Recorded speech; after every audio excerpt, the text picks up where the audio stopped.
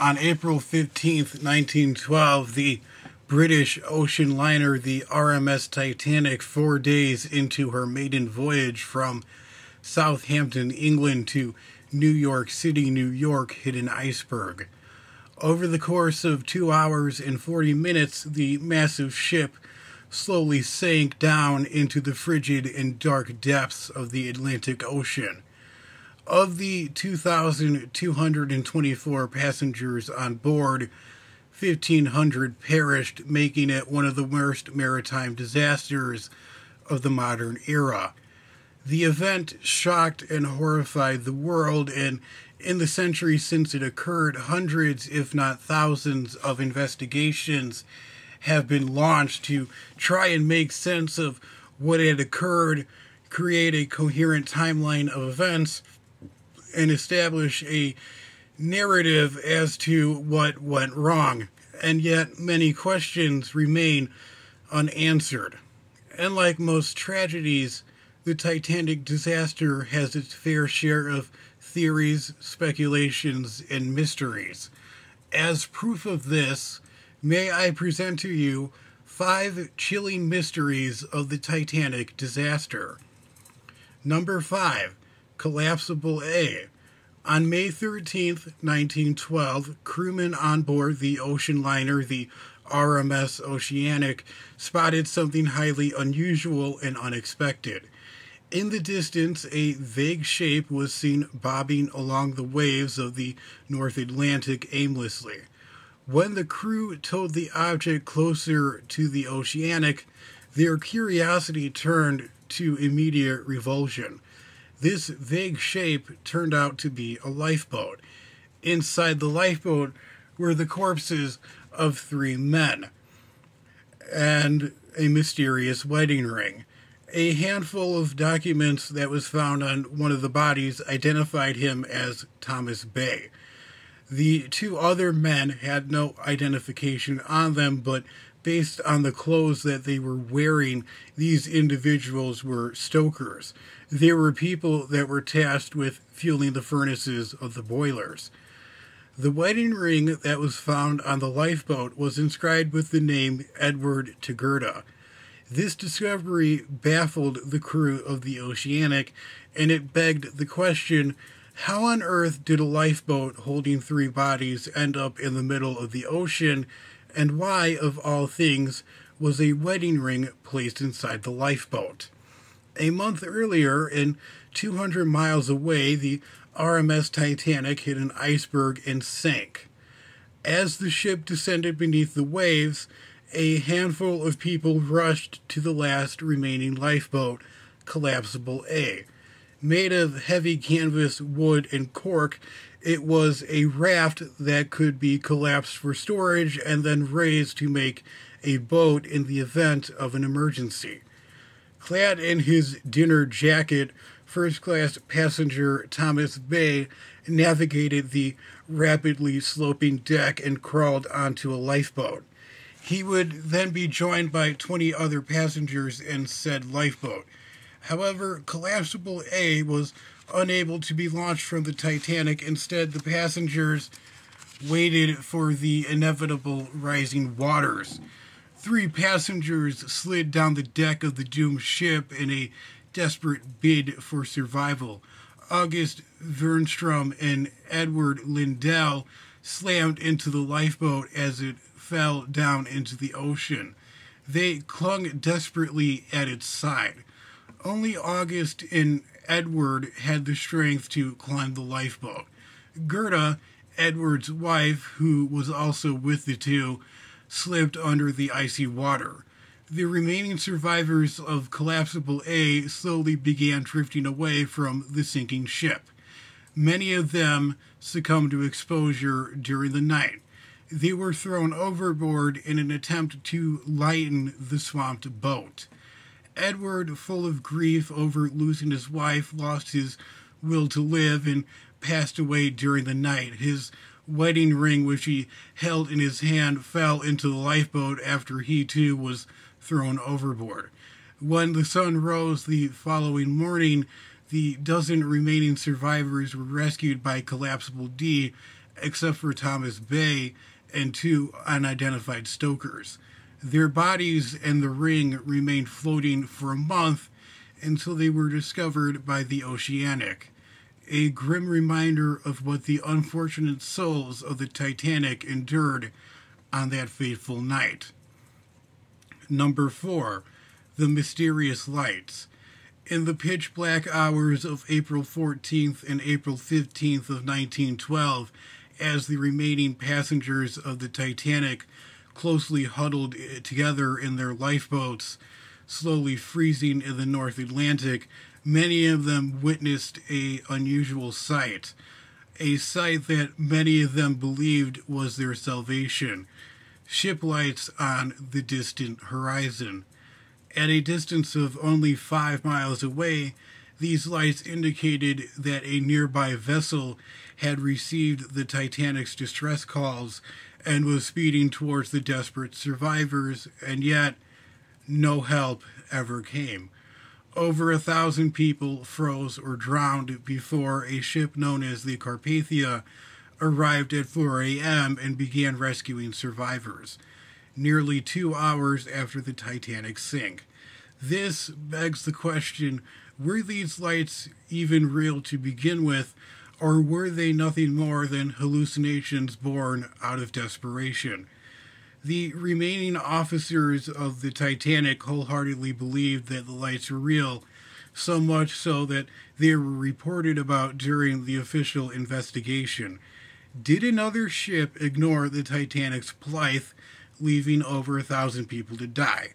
If the lights were indeed real, they most likely would have belonged to 3 possible vessels: the Samson, the SS Californian, and the SS Mount Temple.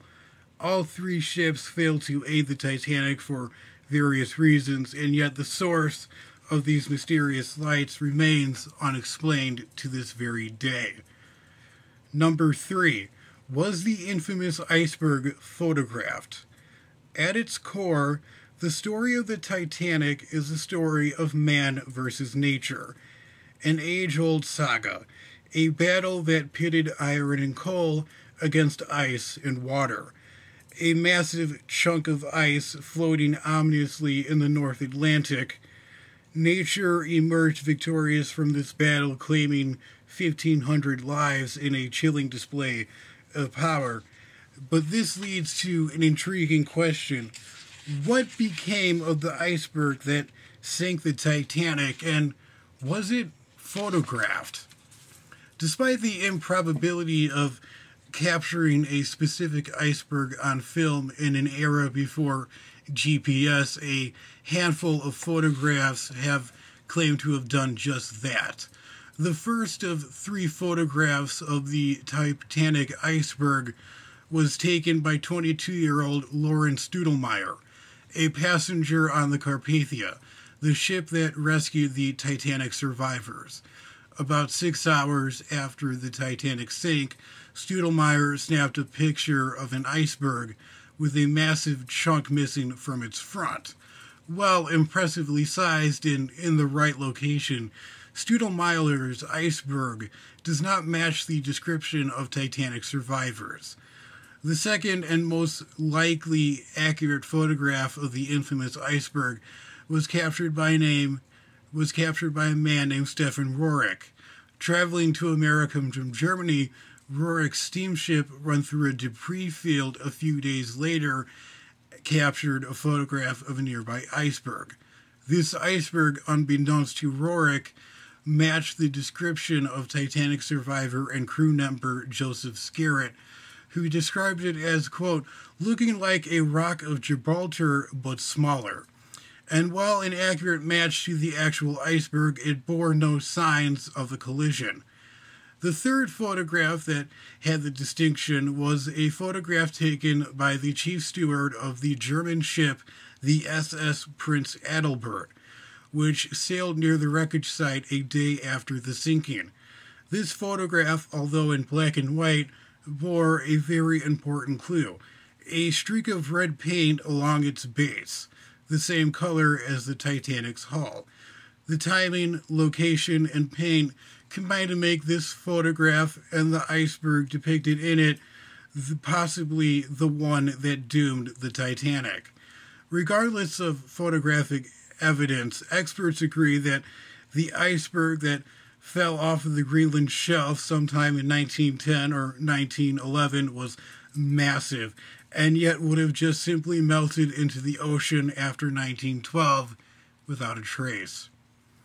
Number 3. The secret damage. When examined closely, the tragedy of the RMS Titanic feels like a litany of human blunders.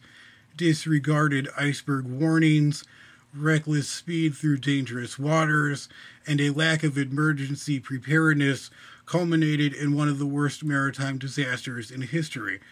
But what if the greatest blunder had been concealed for a century? What if the Titanic had set sail across the Atlantic already crippled by a severe injury, one inflicted before she even left the docks? Irish journalist Shahan Malone stumbled across a startling discovery, a cache of photographs and documents hidden in an attic for over a decade. In one of the photographs, he noticed an anomaly on the Titanic, a large black mark on the starboard side, the same side that struck the iceberg on that fateful April night. Digging deeper, Malone uncovered evidence that the doomed ship may have been fatally compromised by a massive internal problem, a coal fire that had burned for days. Malone discovered that the few remaining stokers and firemen immediately claimed during the investigation that the ship sank because of a coal fire that had ignited in one of the coal bunkers shortly before the ship departed for New York. The Titanic's coal supply was placed right against the hull, a standard practice at the time. However, the ship's unprecedented size rendered its coal bunkers over 30 feet tall, and shoveling coal was not a sufficient enough way to quell an accidental fire. A coal fire would explain several peculiar aspects of the Titanic's journey. Despite White Star Line's policy prohibiting speeds over 20 knots or 23 miles per hour, the Titanic traveled at 23 knots or 26 miles per hour. Furthermore, sonar images show the iceberg punctured the ship in several places with nearly identical severity, suggesting structural weakness. The excess coal being shoveled away from the blaze could explain the increased speed and the hull's warping from an ongoing inferno, which could also explain the multiple punctures instead of a single gash. But why was this critical claim ignored if the stokers had testified about it? The answer, Malone says, lies in British pride. The Titanic was hailed as the future of British passenger liners, a symbol of national prowess amid stiff global competition in the pre-First World War world. And admitting to a coal fire would mean admitting to a completely unavoidable oversight that would have doomed the pinnacle of British naval engineering. If Malone's claims are true, then the entire burden of the Titanic tragedy can almost entirely be blamed on human folly and blind ambition, casting a new and somber light on a century-old disaster. Number 1. The Lost Telegram. In the days and weeks after the sinking of the Titanic, Philip Franklin, the owner of the White Star Line, which operated the ship, stood before a U.S. congressional panel. With an air of solemnity, he testified that he did not know of the Titanic's demise until the survivors reached New York. He swore that no telegram had been received and that any decisions made by the company were based on the belated knowledge of the liner's fate. In 1988, a document surfaced that has since cast shadows of doubt over Philip Franklin's claims. Decades after the icy Atlantic swallowed the Titanic an envelope emerged containing a piece of paper that would reignite a centuries-old controversy. This paper was a telegram that was sent from the Titanic to White Star Line headquarters, urgently informing them that the ship was sinking and the situation was dire. After examining the printing style, the symbols used on the paper, and the paper used, experts confirmed the telegram's legitimacy. It was indeed a White Star Line communication from 1912. The existence of this telegram does not alter the tragic outcome for the disaster, but it does cast doubts on Franklin's testimony. The critical question remains: did Franklin receive the telegram? Would this have resulted in his actions being examined more closely? Why would he have lied to Congress knowing that he could do nothing to change the fate of the doomed ship? And if he did not receive this telegram, was it withheld from him deliberately? The discovery of this lost telegram adds yet another layer of intrigue to the Titanic's enigmatic legacy. Whether or not the answers to these questions would have significantly changed the aftermath is not entirely clear, yet this revelation deepens the mystery surrounding the most infamous maritime disaster in history, challenging us to reconsider what we thought we knew about that fateful night when the Titanic met its end.